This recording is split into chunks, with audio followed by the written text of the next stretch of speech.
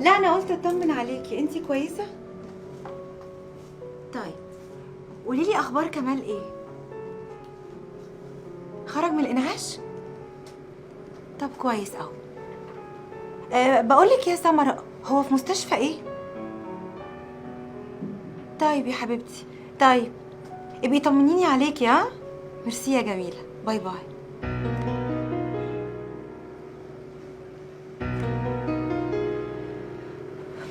انا لازم اشوفه، لازم.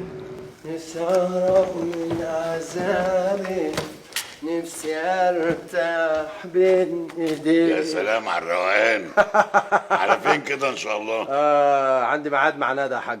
ايوه يا عم، اتاريك رايق ومتشيك على الاخر.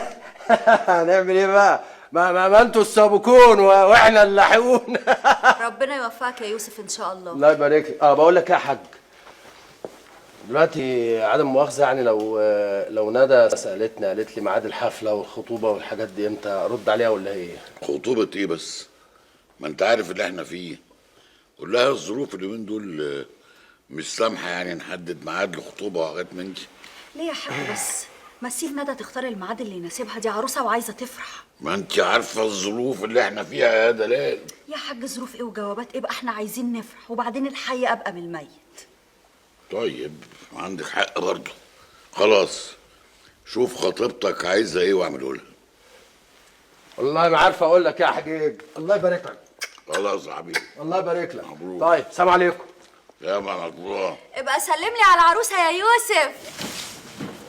اوكي يا بوب، انا رايح لسكرتير التحرير، مش عايز حاجه. شكرا يا محمد. ماشي.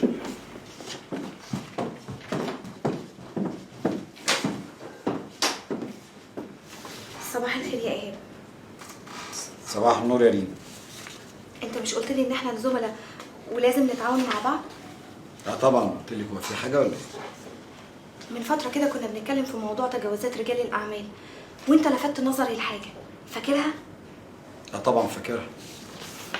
قلت لك هنفضل نقول كلام في كلام لغايه ما يبقى معانا مستندات بجد، ساعتها تبقى خبطه صحفيه حقيقيه. اوكي اتفضل اقرا. ايه ده؟ دي المستندات اللي هتثبت صحه كلامنا.